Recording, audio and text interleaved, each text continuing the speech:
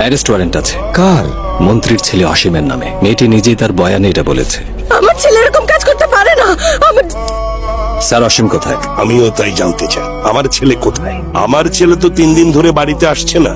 আমরা সবাই এটা নিয়ে টেনশন করছি, পাগল হয়ে গেছে। আর আমার লোকেরা পুরো শহর খুঁজে বেড়াচ্ছে, কিন্তু পাওয়া যাচ্ছে না। 40 বছরের রাজনৈতিক জীবনে প্রথমবারের মতো আমি কিছুই করতে পারছি না। তোমার সন্দেহের জায়গাটা একদম ঠিক আছে। রাজনীতিবিদ হিসাবে আমি অনেক মিথ্যা বলেছি, কিন্তু এটার সাথে এর কোনো সম্পর্ক নেই।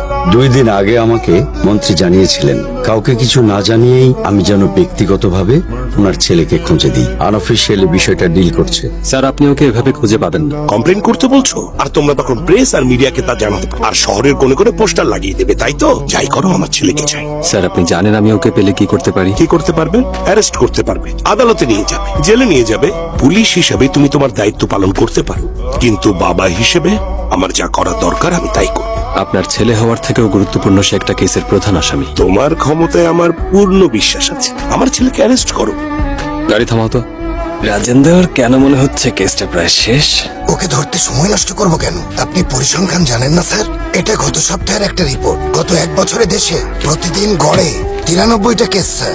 রাজির মতো 4 জন মেয়ের এসব দেখলে ভয় লাগে স্যার। যদি কিছু মামলারও বিচার হতো, কতজন মেয়ের সাথে ন্যায় হতো স্যার? গ্রাম্য বিচারে কিছুই হয় না। যদি 4 জনের নামে মামলা করলে 1 জন বের হয়ে যায়, তাও অন্তত বাকি 3 জন সাজা পেত। এটাই আমাদের দেশের অবস্থা স্যার। একজন বড়লোকের ছেলে এমন কিছু করলে ওর আইনজীবীকে যে টাকা দেওয়া হবে তা আমাদের 1 বছরের বেতন। 10 দিনের মধ্যে বেরিয়ে দাঁত বের করে হাসবে। আমাদের ট্রান্সফার হবে, কোনো মন্ত্রীর বডিগার্ড হিসেবে পাঠানো হবে, এমনকি আপনার চাকরিও চলে যেতে পারে। এই ধরনের খবর টিভি মিডিয়ায় 2 দিন হয়তো খুব চলবে, তারপর কোনো নায়িকার বিয়ের খবরে সে খবর চাপা পড়ে যাবে। মেয়েটা সারা জীবন ভুগবে, আর জানোয়ারটা আবার কাউকে একটু বেশি বলেছি। ঠিকই বলেছো তুমি। তুমি একজন সাধারণ মানুষ, কিন্তু যদি ওকে ধরতে পারো, কি করবে বলো তো? যাতে কেউ ওর চেহারা দেখে চিনতে না পারে। এই ব্রিজের নিচে ঝুলিয়ে রাখবো স্যার।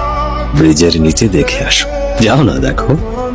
আর ওর বাবাকেও ফোন করে এখানে আসতে বলো। Yes sir. আমার ছেলে কোথায়?